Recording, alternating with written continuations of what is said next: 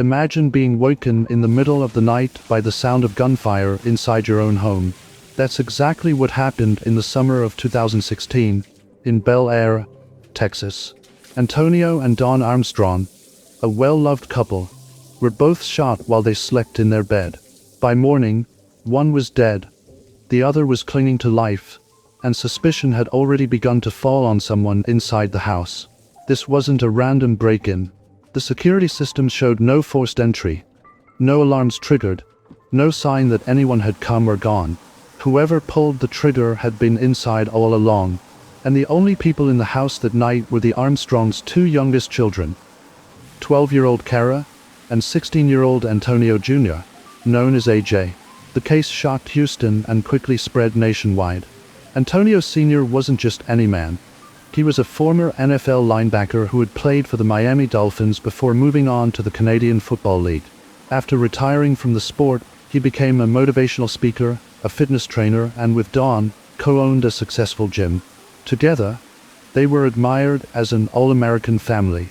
They seemed to have it all: career success, a happy marriage, 3 healthy children, and a tight-knit reputation in their community. But within hours of the gunshots, that image would shatter. Investigators quickly realized this was not a burglary gone wrong. Nothing was stolen.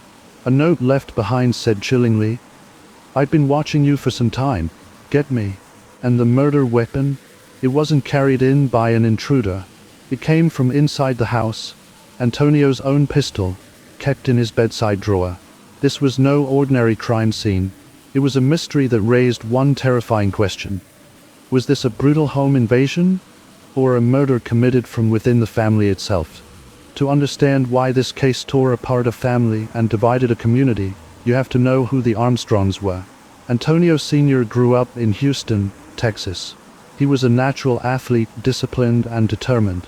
He earned a scholarship to Texas A&M, played as a linebacker, and eventually made it to the NFL. Even after injuries cut his professional career short, he didn't let that define him. He went north to Canada, played 6 more years, then came home to start fresh. Alongside him was Dawn, his wife and partner in every sense. They built a business together, running a gym called First Class Training. Antonio became a personal trainer and motivational speaker, while Dawn helped keep the business and the family running smoothly. To outsiders, they were the perfect couple, fit, confident, and deeply in love. The family had 3 kids. The oldest, Josh, was Dawn's son from a previous relationship. He was in college by 2016, but still close to his mom and stepdad. Then there was AJ, 16 years old, a high school football player, popular at school, and often described as the big man on campus. Finally, there was Kara, the youngest, just 12, who still lived at home with AJ and their parents. On the evening of July 28, 2016, everything looked normal. The family settled in for the night. Around 10 p.m. Kara set the alarm system before heading to bed. Dawn and Antonio went upstairs to their master bedroom, and Kara stayed in her room down the hall. AJ, up on the 3rd floor, stayed awake later, texting his girlfriend. By all accounts, it was a peaceful summer night in a safe neighborhood.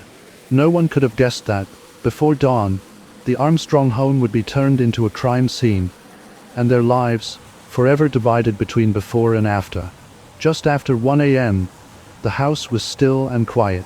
AJ sat in his upstairs room, finishing up a late-night text conversation with his girlfriend. A little after 1:30, he said goodnight and put his phone down. Moments later, everything changed. At 1:40 a.m., AJ dialed 911. His voice sounded shaken but not panicked. He reported hearing gunshots inside the home.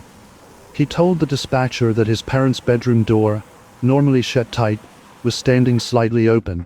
He said he hadn't gone inside but could tell something was wrong. The dispatcher asked if he needed medical help. "Yes," AJ replied after long pauses. His words came slowly, interrupted by odd silences and whispers the operator could barely understand. During the 16-minute call, AJ walked to the front door and punched a code into the ADT panel, disarming the security system. Then, he and his younger sister Kara stepped outside to meet the arriving officers. Police entered and quickly confirmed what they had feared. In the master bedroom, Dawn was already dead. She had been shot twice behind the ear as she slept. Beside her, Antonio Sr. clung to life, barely breathing from a bullet wound to the head. Both had pillows placed over them, as if to muffle the shots. On the kitchen counter downstairs, officers found something chilling. A note scrawled in shaky block letters. "I've been watching you for some time. Get me." The handwriting was traced over several times, as if someone had tried to disguise it.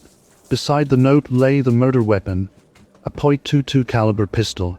It was Antonio's own gun, the one he usually kept in his nightstand. It was clear this wasn't a robbery. Nothing was taken. The drawers in the kitchen looked disturbed, but nothing was missing. Whoever fired those shots had used the family's own weapon, then left it behind. To investigators, the truth was immediate and terrifying. If there was no sign of forced entry, and the alarm hadn't been tripped, the killer had to already be inside. And that narrowed the suspect list down to just one person, 16-year-old A.J. Armstrong. A.J. was handcuffed in the early morning hours and placed in the back of a police cruiser. Detectives from Houston Police began questioning him almost immediately.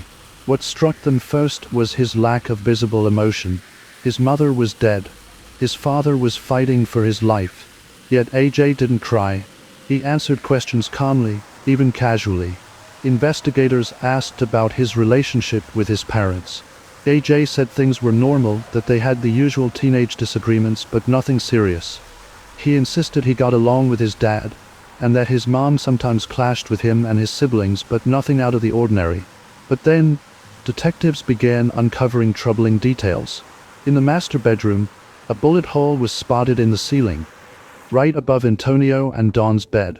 Tracing it, officers found the entry point in A.J.'s third-floor room. It was poorly concealed under a pile of socks. When pressed, A.J. admitted he had once fired the gun by accident in his room, claiming it had happened weeks earlier. Police didn't buy it. Bits of ceiling material were still scattered on the floor below. More odd evidence surfaced. On the second-floor landing, near the bedrooms, a small patch of carpet appeared burned. It smelled strongly of gasoline. Investigators believed someone had tried to ignite a fire, maybe to destroy evidence or trap the victims, but the flame hadn't spread. And then there was the note. Forensics confirmed the DNA on it matched the Armstrong household, but it couldn't be tied to one specific person. The same went for the pistol. The lack of outside evidence strengthened suspicion that A.J. had staged the scene. But there was one big problem for police. Nothing tied him directly to the shooting. No gunshot residue, no bloody clothes, no fingerprints on the gun. It was a puzzle with jagged edges that didn't fit together cleanly. Still, prosecutors moved forward. With no signs of a break-in, with the gun coming from inside the house, and with A.J.'s story full of contradictions, they charged him with capital murder. When the case went to trial, the courtroom was packed. On one side, prosecutors argued the evidence was clear. A.J. was the only person who could have fired the fatal shots. They highlighted the lack of forced entry, the staged kitchen drawers, and A.J.'s odd behavior on the 911 call. He never screamed for help. He never warned officers that a killer might still be inside. And he even whispered about a ringing in his ear, something investigators said could only happen if he just fired a gun. They also painted a picture of a teenager spiraling out of control. A.J. had been kicked out of school for poor grades, broken curfew repeatedly, and argued with his parents. 8 weeks before the murders, he had written them a message admitting he needed a major change, but showed little effort to improve. To the prosecution, this was the motive: anger, resentment, and rebellion. But the defense fired back. They argued A.J. was being railroaded. He was just a regular teenager, texting his girlfriend and talking about marriage hours before the shooting. His words weren't those of a killer. And if investigators were so sure, why was there no physical evidence linking him directly to the murders? No gunshot residue, no bloody clothes, no fingerprints on the weapon. The defense also pointed to another possible suspect, A.J.'s older half-brother, Josh. Josh suffered from schizophrenia, had paranoid episodes, and had even described violent thoughts in the past. After the murders, Josh reportedly told people he had witnessed the killings himself. Could his illness and instability have played a role? The jury wrestled with it for days. They sent notes to the judge saying they were hopelessly deadlocked. Some believed AJ was guilty. Others weren't convinced beyond a reasonable doubt. In the end, they couldn't reach a verdict. The judge declared a mistrial, but the state wasn't done. Almost immediately, prosecutors announced they would try AJ again. After the mistrial, AJ Armstrong walked out of court, but not to freedom. The state of Texas made it clear they would not stop until a jury convicted him. Retrials followed, each one digging deeper into the family's private life and exposing new theories. The defense kept pointing at Josh, the older brother with a long history of mental illness. His schizophrenia, his paranoid outbursts, and his disturbing statements about seeing the murders all cast doubt. Yet prosecutors insisted that the evidence against AJ was stronger. They leaned heavily on the alarm records, showing the house had been locked tight until AJ disarmed it for police. They argued his story didn't add up. Years passed and still no final verdict. The Armstrong family was torn in two. Some relatives believed AJ was innocent. Others believed he was guilty. Kara, the youngest, stood by her brother, testifying to his character. But the community remained divided. Could a 16-year-old really murder both of his parents? Or was he being punished simply for being the only one left inside the house? This case became one of the most talked about in Texas, not because it was clear-cut, but because it wasn't. Every piece of evidence seemed to raise more questions than answers. A test bullet hole, a strange note, a failed attempt to burn carpet, a whisper on a 911 call. All of it was damning, yet none of it conclusive.